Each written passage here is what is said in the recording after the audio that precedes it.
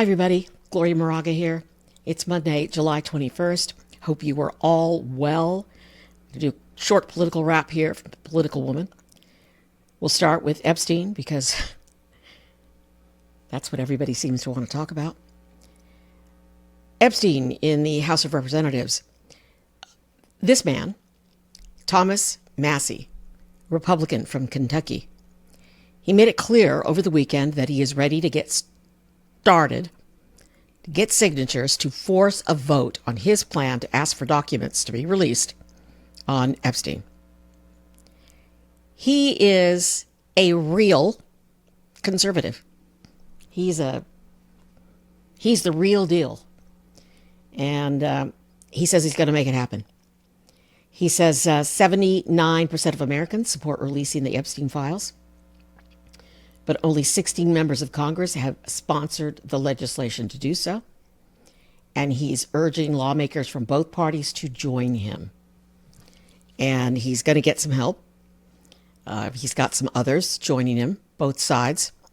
Lauren Boebert, Alexandria Ocasio-Cortez, Nancy Mace. So we've got Republicans and Democrats calling for the release of these files. However, this man, MAGA Mikey, says, it's not going to happen.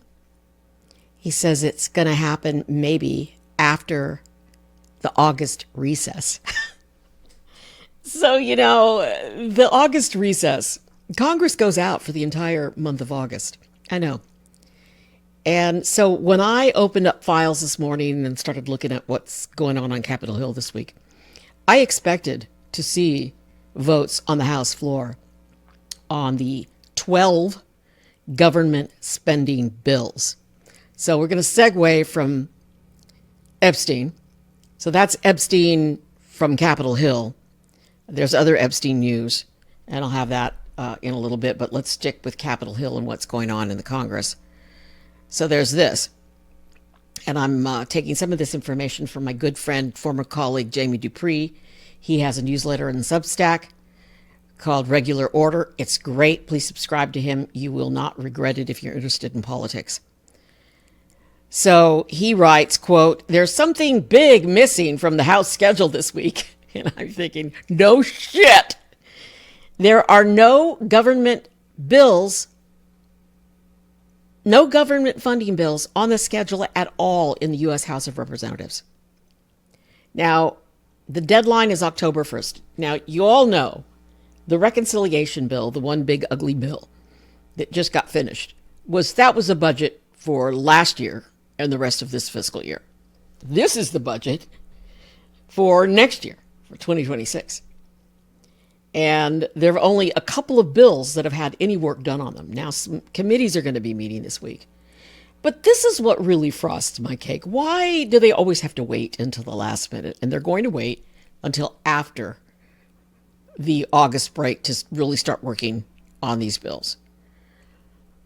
So then I'll go back to Jamie, quote, he writes, "It's still going to be a busy week for the House Appropriations Committee, which will try to send 3 major government funding bills to the House floor." And there's a new bill, according to Jamie, that was unveiled. And it's just got all kinds of policy riders attached to it. There's something to establish a U.S. central bank for digital currency. There's something to stop non-citizens from voting in state, local, and federal elections, which we already have.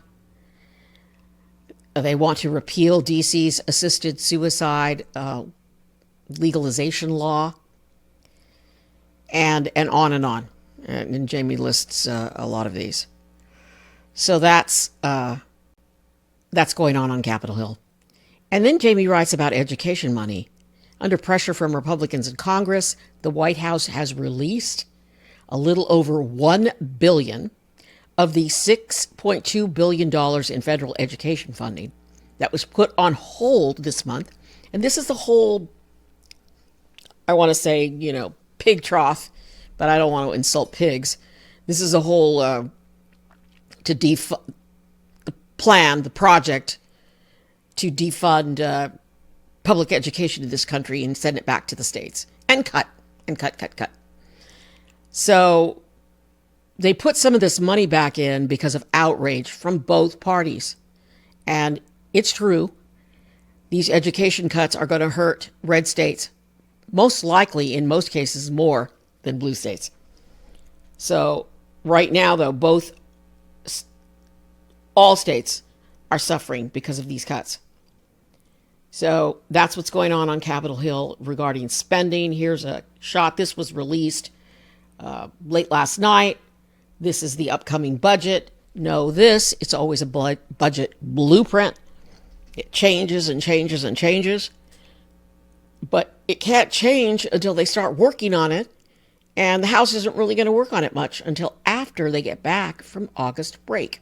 So when they're on August break, and if you see them at all, and if you care about our process, please make sure to nag and say we need a budget. We want to know what's going to go on in this budget.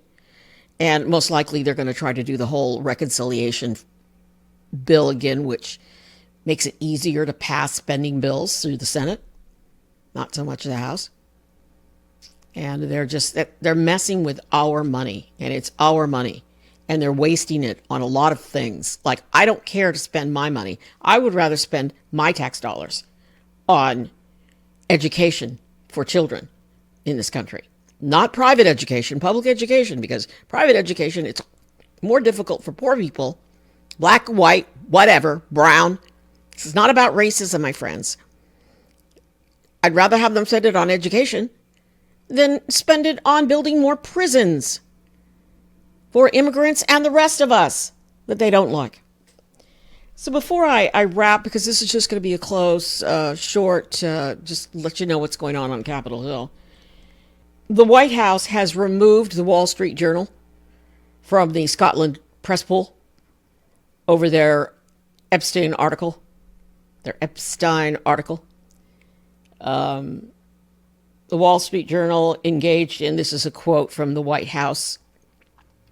I don't even know what to call her, because I don't really want to insult her every time I mention her, but the mouthpiece for Trump, who's so annoying, because she's a liar. She lies every day about everything.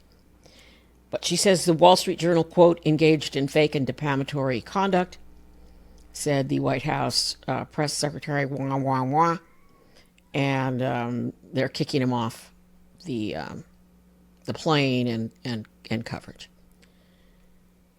So dangerous, wrong, bad. I mean, he's suing. He's going to lose. All the dirt's going to start coming out. All the dirt is coming out. And I'll just say this. I don't do much on the whole conspiracy theory. I like to cover policy, which is,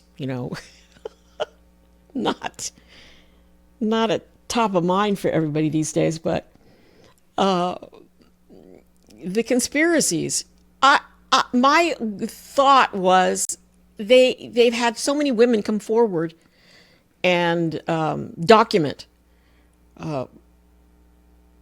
alleged misconduct. And I only say alleged because it's what I've read in these various articles and in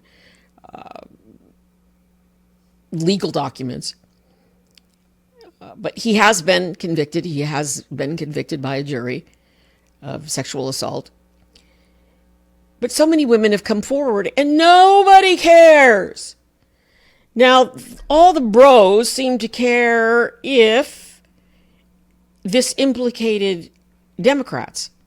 But now when it seems to be implicating the orange dude, they're kind of starting to move on. Please don't move on. Please don't move on. Because these are kids that were harmed irreparably. And I don't care who it is. I don't care if it's every Democrat, from here to Timbuktu. We need to prosecute them. We need to find out who they are, and we need to demolish them. anybody who hurts a child, anybody who engages in this conduct. So that's my thought. I'm Gloria Moraga, political woman, with an update on what's going on Capitol Hill today in Congress with the budget. I'm appalled, as always, at the amount of work or lack of work that they do. And then they leave everything to the last minute. And then they're ramming these budget bills through that it's our money. And we don't know what's in these bills. And it's just appalling. And we shouldn't stand for it anymore. So please subscribe. Need your support. And I'm here every day. And I'm going to post a couple of shorts on some stuff that's going on. Like, whoa, remember the gay hairdresser that they sent to the gulag in El Salvador? Apparently they're letting him go today. But, unfortunately, he came to the United States to seek asylum, and he was going through the process of seeking asylum. They're going to release him to the country from whence he came. He didn't want to go back there. But now he apparently is. So it's good news, though, that he's getting out of that gulag. And, we're making our own gulags here. And I have a big story on that coming up. Just big. When I say big, I mean, I've gathered a lot of documents and a lot of research on it. I'll try to post that later today. Gloria Moraga, political woman. Please subscribe. Be safe.